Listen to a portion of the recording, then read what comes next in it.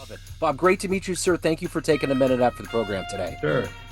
So, I want to begin our journey with this. I always start with this question. 10 years ago, this pandemic changed so much about the way we live. How did you get through that era, and how has it changed the way that you do things now? That's a great question. That's one of the things that set the perfect storm of setbacks that happened to me. I had a television studio and I was in the entertainment business as a producer and a director for 25 years. I've worked with everybody from Snoop Dogg to top athletes and Shirley MacLaine and thousands of celebrities and produced hundreds of programs. And everything was humming along fine, as well as in my personal life. Everything was humming along fine. My family was great. I have two sons, very close. My wife and I have been married 36 years. I'm so blessed to have this family that I have and have created. And life seemed to be really good. And then all of a sudden, everything started to change. COVID hit and our industry shut down. So there was no production happening. I had to totally reconfigure my business model, and it never really recovered here in Los Angeles. You might read about it. There were several big union strikes that happened after that. And, content is changing. People are not watching content the way that they used to. And we're scrolling on our phones and we're watching mini shows and so forth. And so traditional production changed significantly. So that happened. COVID shut down the business. The strikes happened. So all of a sudden, my business pretty much came to a standstill. In addition to that, I went through this personal identity shift where my family started doing their own things. My boys both graduated from college. They went off on their own. Then my wife decided to start a business and start doing other things. And so everybody kind of went their separate ways in a way. And at the same time, several of my very close friends basically set themselves on fire through lifestyle decisions and died. Basically, alcoholism, drugs, overeating, just really self-destructed right in front of me. And I was very close with them, and I knew they were partiers and everything, but I didn't think that that would happen. And so all of a sudden, all these things started to happen at the same time, and my who I thought I was and my identity became in question. And I started going down a path of not necessarily self-destruction, but my lifestyle habits started to waver. And I'm here in the entertainment business doing music videos, and I'm hanging around with people, 16-hour shoots, and doing things that I shouldn't have been doing. And pretty soon I looked myself in the mirror and I said, this is who am I becoming? This is not the guy I want to be. And I could have gone down that same direction because I was setting myself on fire as well. So then I realized that, I'm really not happy. That's the issue here is I'm not happy. And so I decided, okay, what can I do about this idea about happiness? And what I found was that happiness is really a choice. It's a choice that we make. However, it's hard to make that choice when we have feelings inside that are controlling our life. And so I started to really look into feelings, and I took several years and I studied psychology, wellness, mindfulness, nutrition, sleep, exercise, gratitude, all the things that are part of my book, 10 Ways to Feel Better. Because what I found was that our feelings are what really drive what we do and how we live. And they're not something that you can grab onto. They're not something that you can see or touch or feel. Their feelings are something that are inside of us, but they drive our life and everything that we do, and a lot of times subconsciously. So I started to really take stock in how I felt about things, starting with myself. And that's how I kind of came out of this perfect storm of things that happened to me all at once or happened all around me all at once and drove me to write my book, 10 Ways to Feel Better. So it just went up on Amazon yesterday, and I'm excited. I'm hoping to help a lot of people. So let's get into exactly what you're doing today. I'm going to put you in front of 12 and 13-year-olds. You're at career day, and the kid in the back of the room wants to know, what do you do for a living? How do you answer them? Well, I've been working in television for 25 years, and now I've shifted to being an author and speaking to other people about how they can reset their lives and how they can set up the life that they want with small little changes without spending a lot of money or making big proclamations and things that are hard to do. So I help people feel better, and that's my mission in life now. So when you were a kid, what was your dream gig? What did you want to be when you grew up? Was it always entertainment? Well, I grew up in Venice, California, and it was a very interesting place. We used to party at the house that the Doors used to do their practicing in.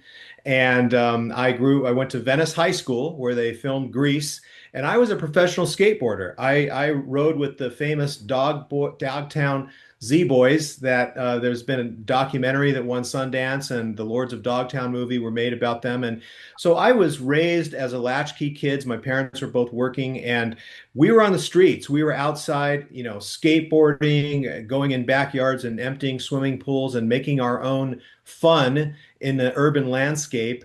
And so what happened was we had a lifestyle of kind of go for it.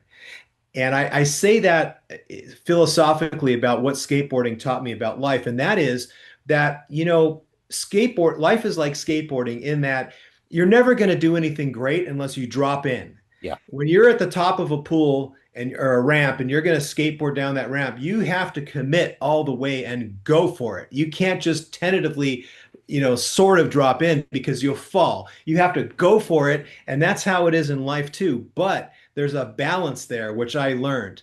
And I have the broken fingers to prove it, is that you got to go for it, but you've got to be careful. You have to be smart about how you're going for it, because when you're reckless, you get hurt like I did. And I learned the hard way that you got to go for it in life, but you also don't want to be reckless. And that could relate to anything in your life. It could be your business, it can be your relationships, all of the parts of your life. You can use the analogy of you've got to go for it, but you also have to be careful about how you go for it.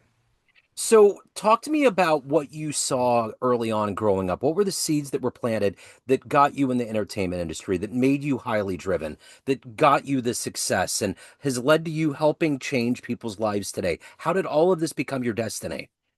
Thank you. Well, I kind of got into the entertainment business by accident. And I tell my sons and other young people, sometimes be ready for the opportunity. Let's see, be ready for the opportunity for accidents to happen, happy accidents. I was working for big companies as a vice president of sales. I was making a lot of money, but I was working for big companies. And all of a sudden, I went to a career fair to recruit people for my company, which was an F1 100, 1000 publicly traded company.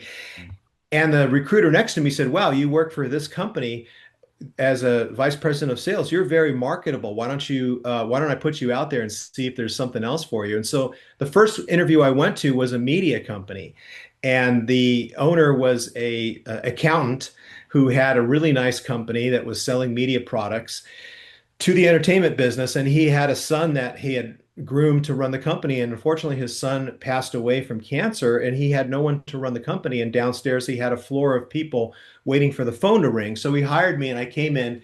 We took the company from 5 million to 35 million in 3 years. And we built a proactive organization, and we became an, multi international company with a recognized name in the industry. And from there, I built my other media companies. I just started renting cameras. I started a camera rental company when high definition cameras came out. And that led to studios, and that led to production. And so one thing kind of led to another, but it was a happy accident how I got into the industry. And then I just sort of took it and ran with it. And like I said, my journey into helping other people came through the natural progression of me going into a downward spiral there for a minute and then coming back out saying, "Hey, you know what? I got myself out of this, and let me see if I can help other people," because I feel that a lot of us are carrying stress. We're carrying anxiety. We're worried about what is going to happen in the future. And also, we carry regret from the past, and we don't forgive people that have hurt us or things that have happened. And so that's a big weight on everybody's shoulders. And so I'm here to help people with small little ways that you can reset your mind and reset your life. So, who's been your hero? Who's been that muse or inspirational force in your life? That's a great question. I think probably In my book, I have some quotes from different people. I mean, someone like Bruce Lee. Okay. Bruce Lee, we know as obviously one of the greatest martial artists of all time, but he has a quote that I use that says, never say anything negative about yourself. Because when you do that, you set an energy around you that is in that realm. And so even if things aren't going so great, never think of yourself negatively or look at yourself negatively or say negative things about yourself. Negative things are going to happen. You're going to get hit hard with many things throughout your life. I'm sure you have, I have, and it's not about what happens to you, it's how you react to it. Yeah. And some people say, like, as a boxer, you get knocked down 7 times, but you get back up eight. And so Bruce Lee was someone who I looked at as someone who had incredible discipline in his own life, but also he was very philosophical about life. And that's one of the things, one of the people that I look up to. In terms of Hollywood, I look at people like a Denzel Washington. I look at his work, I look at some of the things that he stands for, and I admire that. And so there's a lot of people out there. I quote in my book Martin Luther King, Mahatma Gandhi, people that have done great things for other people. And that's kind of my mission in life now is I want to help as many people as possible because I know what it's like to be down. I know what it's like to feel lousy and I know what it's like to come back. And so I found a way, 10 ways that you can come back that aren't that hard. You just have to sort of practice these small little steps every day. And what I found is that the small little steps every day lead to big results over time, but you've got to start somewhere. What I found is that sometimes people think, oh, my life sucks right now. In order to change my life, I've got to do these big things like we do on New Year's Eve. Like I'm going to lose 20 pounds, or I'm going to stop smoking, or I'm going to not drink as much. And what happens is we can stay in that um, concept for about 30 days and then most of us go back to sort of our old habits. And so what I've tried to do is make my book and these techniques easy to understand, that you can do every single day small little things, and if you get into the habit of doing these things, they start to lead to results. That's how it worked for me, and I've been helping other people and it's working for them, so I know that this idea works. What was the first thing that you did in your book personally that like stuck where you were like, okay, this works. I can keep going. What was that seminal moment for you? Well, chapter 1 talks about self-acceptance and forgiveness. In other words, I want people to think about meeting ourselves where we are today and looking in the mirror and being honest with where we are in our life and who we are. And then asking yourself the honest question, is this the version of myself that I want to be? And in my case, it wasn't. I was at a place where I was doing lifestyle things that were not good for me and so forth. And the next chapter I talk about is nutrition, sleep, and exercise. It's like this triangle: nutrition, sleep, and exercise. There's three things there that are physical, that you do, that you can control. But when you do them, they add to a basis for yourself. So you take these two ideas, your self-acceptance and forgiving other people. That's a big one that your are holding you back. Sometimes the unforgiveness that we keep in our heart holds us back, because what I encourage people to think about is you can't go back and change the past. The past already happened. And we're not too sure what's going to happen in the future. We can try and guide ourselves to what we want in the future. But what we have is today. We can control today. And so today, I encourage people to accept where you are and say, okay, this is where I want to be. And then start taking care of yourself. Come back to yourself. And I don't mean going to the gym and working out 4 or 5 hours a day. It can be a very small little habit that you do. One of the main things to start off is to move your body. People are way too sedentary these days. We're driving in our cars, we're sitting at desks, we're watching programming, we're scrolling, we're doing things, video games where we're sitting a lot and we're not moving as much. And so I had to come back to the idea of getting outside and walking. I've already walked a mile and a half with my dog. I'll do it twice today. And I've done my little exercises that I do. I just get down on the floor and I do stuff, push-ups, sit-ups, easy stuff. I don't have to go to the gym, but I feel great as a result. I'm 64 and I know that I see other people that are 64 that don't have a active lifestyle like I have. And so the getting coming back to yourself physically is the basis because then you can start to work on the mental part. Yeah. And the mental part has things like in my book, a chapter, and this is a big cliche these days, have an attitude of gratitude. And everybody talks about that. But what does that really mean? In my case, when I was back feeling sorry for myself because my business was in a terrible situation and my family I thought was, didn't care about me anymore, which wasn't true. It was in my mind. But these are the things that got me into that spiral of the version of myself that wasn't who I wanted to be. And so when I started taking care of myself, when I started realizing that, hey, I have a power to do certain things, then all of a sudden, my mind started working and I started thinking about, well, you know what? I do have this. I have my health. I have my family. I have people that are real friends that I can call and would be there for me. And so I started there with the real basics. And then it grew. But we all have things to be grateful for. I do a lot of speaking with seniors. I go and I talk to people in their 80s and 90s and sometimes 100. And one thing about seniors is you can't pull anything over on them. They've seen it all. But I do enjoy doing that. I do enjoy encouraging them, but I learn a lot from them as well. And I see people that are 90 years old that are in terrible shape.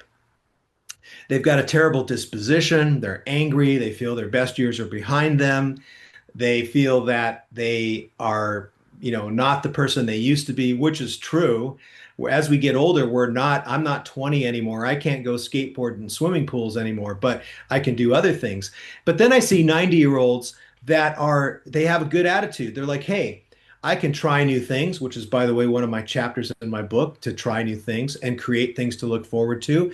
And so they realize that, hey, at this age, I can start trying to paint. I can watch a new program series. I can get out there and move around and so forth. And so it's really a decision that we can make to decide to feel better.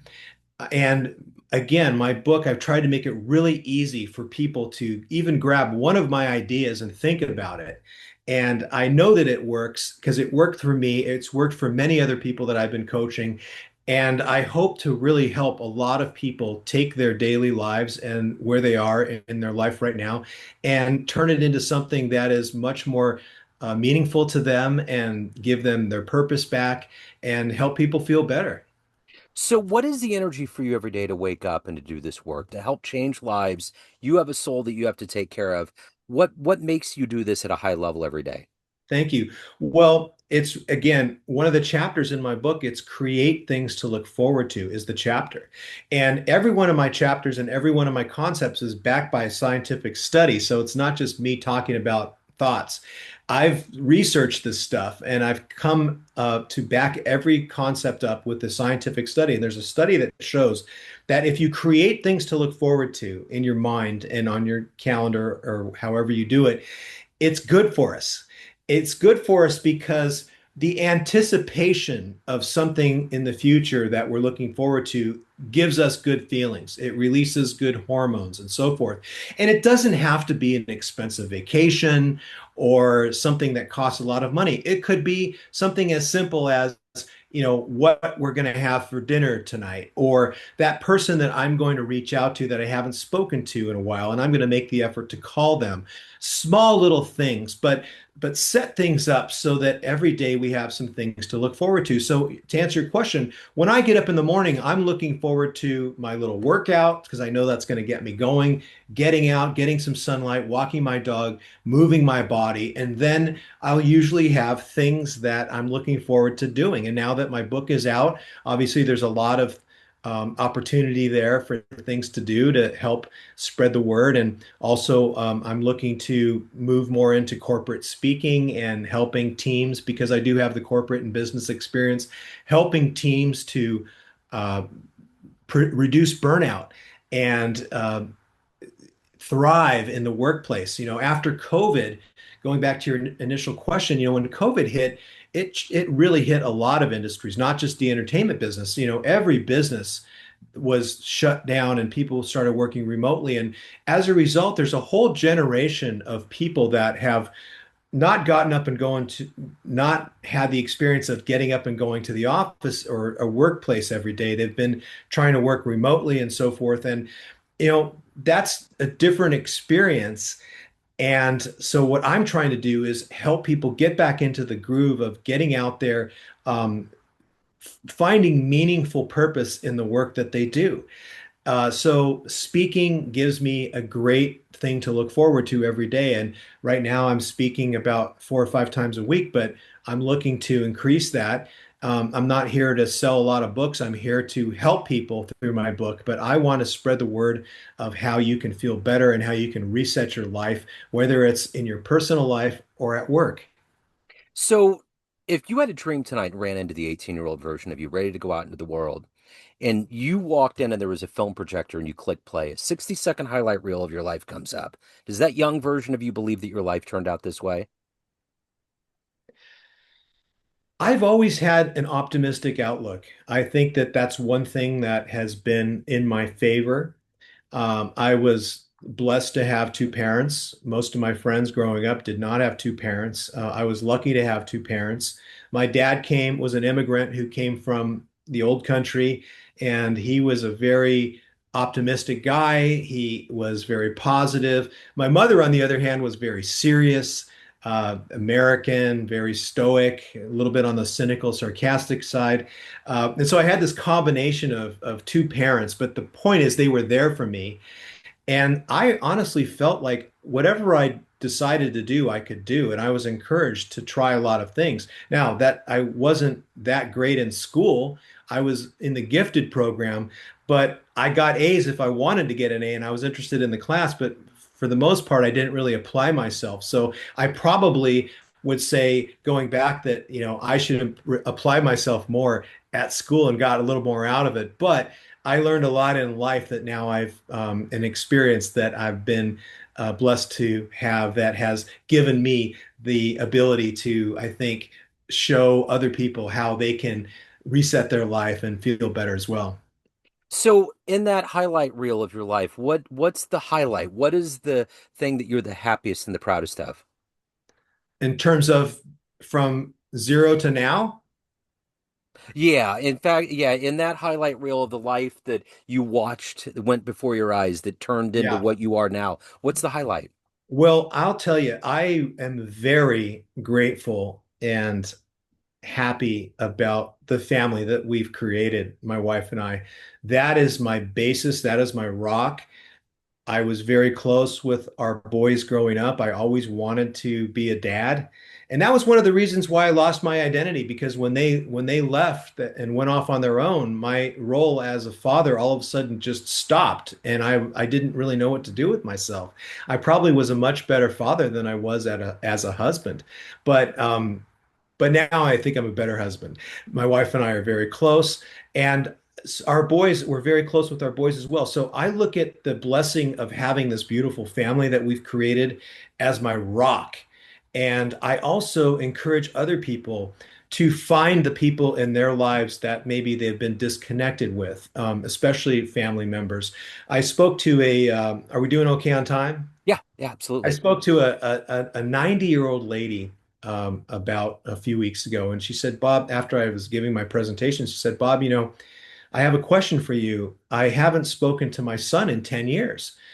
And what should I do? And I said, well, what happened? Why haven't you spoken to your son in 10 years? And she said, well, it's his wife. She gets in the way of us, and they've said some very mean things to me. And so, therefore, I just have chosen not to speak with them. But I could tell she was so sad about this situation. And she says, what should I do? And I said, well, I think you should give him a call. You should pick up the phone and call your son and put the past behind you, because what happens is ego and pride get in the way of a lot of things. And if we could put ego and pride to the side, we can really accomplish a lot. And one of the things I made a promise to myself January 1st of this year is that I am not going to take anything personally this year. And so far I haven't. Anything that happens to me, I don't take it personally. And you know what? I recommend everybody give it a try because it really does work. But anyways, getting back to this nice lady, I said, I think you should give your son a call. And she said, well, if I do that, then I lose all self-respect. And I said, well, with all due respect to you, at your age, why don't you put that behind you? Because self-respect at this point is much less important than the potential relationship that you can have with your son. I told her the story of how my mother-in-law, my wife's mother, called my wife twice a day for her whole life. And they had so many interactions with each other, even though they didn't really have a lot to talk about. They connected with each other. And that's one of my chapters also is seek connections, not isolation. And on the other side, even though my father was so nice and loving from the old country, he had an old country doctrine, which was the young always has to call the old. And my mother went along with that. So my parents never called me. They always waited around for me to call them, which I did. And now they're both gone. But the point is that my wife's interactions with her mother were so much more because her mother took the initiative to call her daughter every day a few times just to connect. And my interactions with my parents were much less. So again, coming back to this lady, I told her, I said, you should connect with your son, pick up the phone and call him, put the past in the past and start with today. And who knows what the future will bring. Well, here's the good part of the story. A couple weeks later, I went back to that place to talk, and she said, hey, Bob, I have a great report for you. I called my son, and he came and visited me the next weekend. And now we're talking every day. And this Saturday, he's coming and bringing his grandson, who I've never met. And so my point is that we need to seek connections and not isolation. And that's one of the things that I encourage everybody to think about because when you have a family, your days are numbered. It's not going to last forever. Yeah. And whether it's someone that you is around you or you're able to stay connected with, regionally, or they're across the country and you don't talk to them that much, pick up the phone or text the people that are important to you in your life, friends, people that you're connected with throughout your life. Take the initiative to stay connected. And so, in terms of my biggest highlight reel, it's my family. But I know that that's not easy for people sometimes because we go through things and family can hurt us. They can say things that hurt our feelings. They can borrow money and not pay us back. They can do all kinds of things, but they're the only family we've got. So I encourage everybody to think about this idea of seeking connections and taking initiative to make connections happen in your life and not wait for things to happen. So, 10 ways to feel better. If anybody wants a copy, they want to reach out for your speaking engagements, any of the wonderful work you're doing, where's the best place to go? Thank you. You can get the book on Amazon starting today. It just came out. Yes. Also, my website, bobbekian.com, you can purchase it. I'd really appreciate if you did. And thank you so much for having me on your show. I really been great talking to you. Yep, great talking to you. Thank you so much. Keep changing the world. I really appreciate it. Okay, all the best. Take care. Thank you.